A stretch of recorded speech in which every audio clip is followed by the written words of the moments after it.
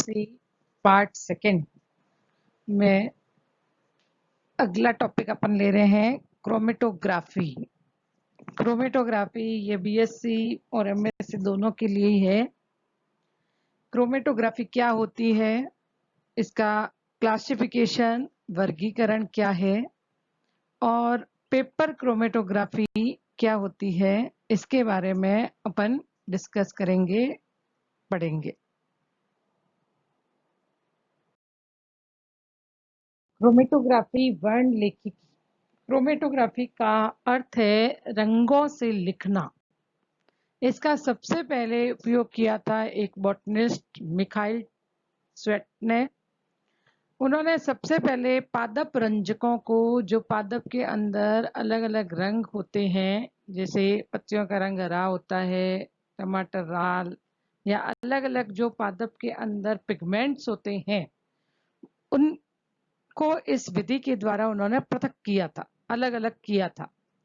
क्या होता है? पृथक्करण की वह भौतिक विधि जिनमें आणविक मिश्रण के समान या लगभग समान गुण वाले अवयवों को दो पदार्थों के मध्य वितरण द्वारा पृथक किया जाता है, उसे क्रोमेटोग्राफी कहते हैं।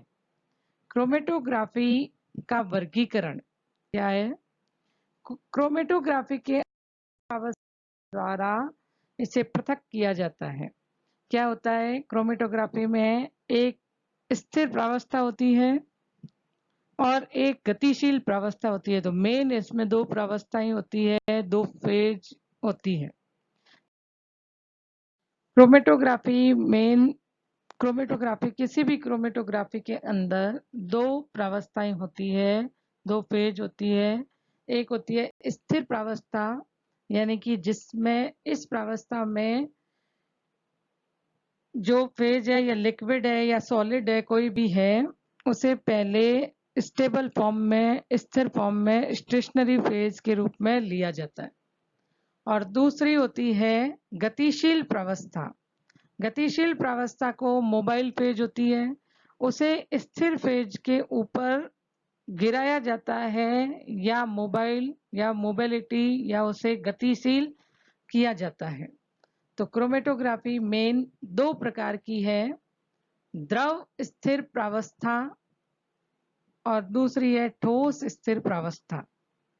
जब स्टेशनरी फेज के रूप में लिक्विड लिया जाता है तो उसे कहते हैं लिक्विड स्टेशनरी फेज, और जब स्थिर प्रावस्था के रूप में सॉलिड या ठोस लिया जाता है तो ये कहलाती है ठोस स्थिर प्रावस्था। जब लिक्विड लिया जाता है तो फिर ये आगे दो प्रकार की होती है, गैस क्रोमेटोग्राफी और दूसरी है पेपर क्रोमेटोग्राफी। इसी तरह से ठोस स्थिर प्रावस्था, यदि गतिशील प्रावस्था के रूप में लिक्विड लिया जाता है तो इसे कहते हैं लिक्विड मोबाइल फेज, और दूसरी है जब मोबाइल फेज के रूप में गैस लिया जाता है तो गैस गतिशील प्रावस्था।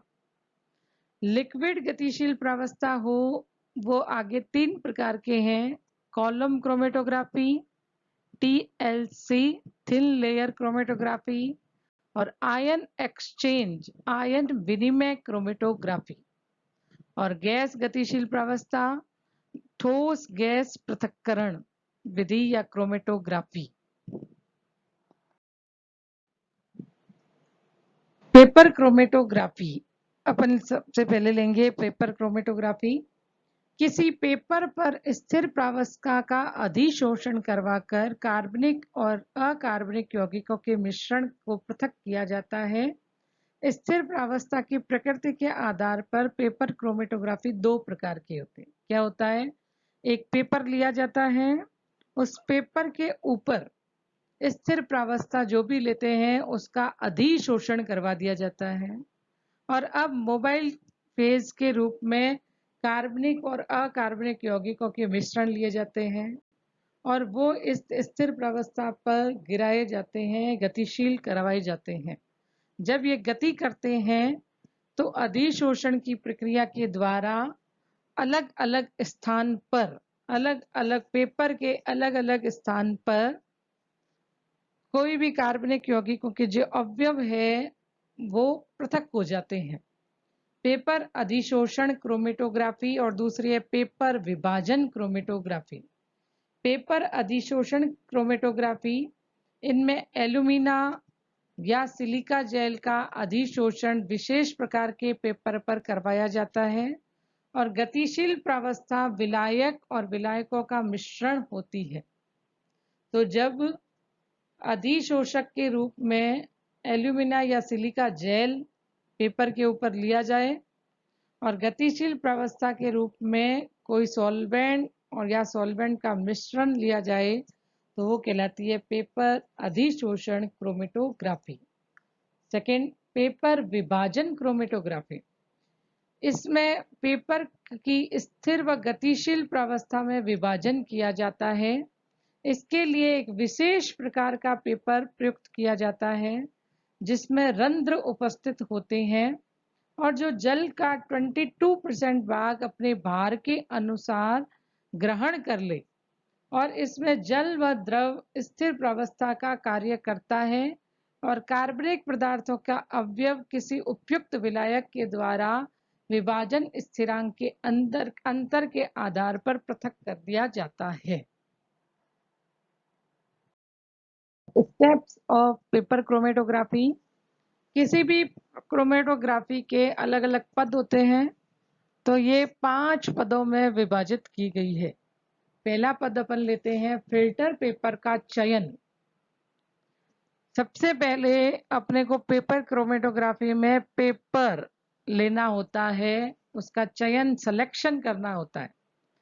मुख्यतः सेलुलोज तंतुओं से बने त्रिविमीय वितरण वाले विशेष प्रकार के फिल्टर पेपर प्रयुक्त करते हैं जिसमें रंध्र पाए जाते हैं और विशेषकर जो फिल्टर पेपर काम में लेते हैं उसमें है वॉटमैन नंबर 4 और वॉटमैन नंबर 10। वॉटमैन नंबर 4 जो पेपर लेते हैं वो शीघ्रता से पृथक्करण करता है, शीघ्रता से जल्दी से करता है और यदि क्वालिटी या अच्छा विभेदन करना हो तो उसके लिए लिया जाता है वॉटमैन नंबर 10 पेपर का उपयोग किया जाता है। सेकंड स्टेप है पेपर का रूपांतरण। 12 से 18 इंच लंबा व 1 इंच चौड़ा पेपर प्रयुक्त करते हैं और इस पर सिलिका जेल व एल्यूमिना की परत होती है। पेपर के रूपांतरण में ये जो अपन ने बताया है, जो ब्लड टेस्टिंग की स्लाइड काम में ली जाती है, सभी ने लगभग देखी हुई होगी। वो स्लाइड वैसी स्लाइड के आकार का पेपर होना चाहिए, यानी 12 से 18 इंच लंबा और 1 इंच चौड़ा और उस पेपर के ऊपर सिलिका जेल या एल्यूमिना की परत लेपन कर दिया जाता है या एक स्थिर प्रावस्था बना दी जाती है।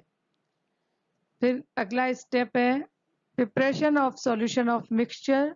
मिश्रण का विलयन बनाना।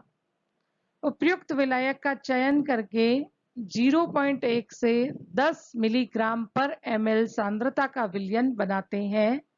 विलायक ऐसा होना चाहिए जिसमें मिश्रण के सभी अवयव घुल जाए। नेक्स्ट स्टेप है मिश्रण के विलयन को पेपर पर लगाना। तो अपन ने क्या किया, पहले एक सॉल्यूशन बना लिया जिसमें मिश्रण की सांद्रता होती है 0.1 से 10 मिलीग्राम पर ml। वो विलयन का मिश्रण अपन ने तैयार कर लिया। अब क्या करेंगे, फिल्टर पेपर के एक सिरे से 2.5 सेंटीमीटर ऊपर पेंसिल से एक लाइन खींची जाती है।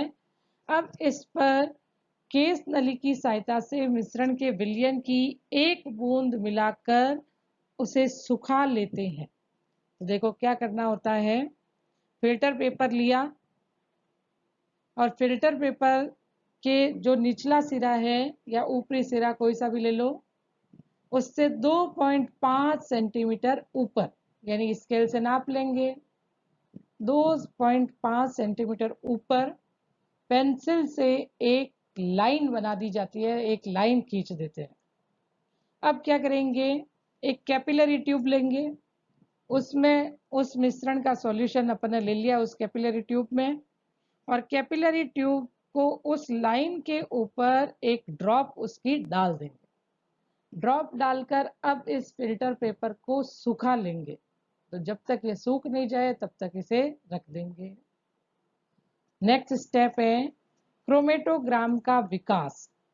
उपयुक्त विलायक का चयन करके एक जार में विलायक रखकर कुछ समय तक बंद कर देते हैं। विलायक या विलायक का मिश्रण भी हो सकता है। तो अब क्या किया, क्रोमेटोग्राम का विकास करने के लिए डेवलपमेंट ऑफ क्रोमेटोग्राम। अब अपन ने क्या किया, ये जो फिल्टर पेपर अपन ने लिया है, एक अपन क्या लेंगे, एक जिसके अंदर सॉल्वेंट भरा हुआ है वो जार या एक बीकर या जार ले लेंगे।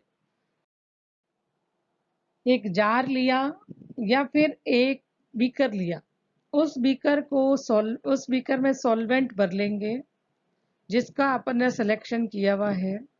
अब अपन जो फिल्टर पेपर है उसे उसमें डिप इस तरह से करेंगे कि जो अपन ने लाइन खींची है 2.5 सेंटीमीटर पर, जो अपन ने लाइन बनाई थी, ये सॉल्वेंट उस लाइन से नीचे तक रहे।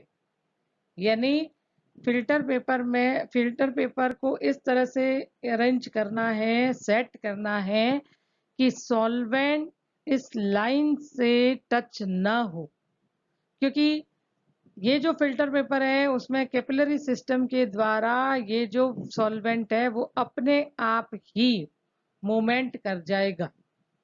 तो अपने को कंफ्यूजन ना हो और आराम से अपन क्रोमेटोग्राम देख सके, इसलिए ये ध्यान रखना है कि विलायक है वो इस लाइन से नीचे तक ही रहे।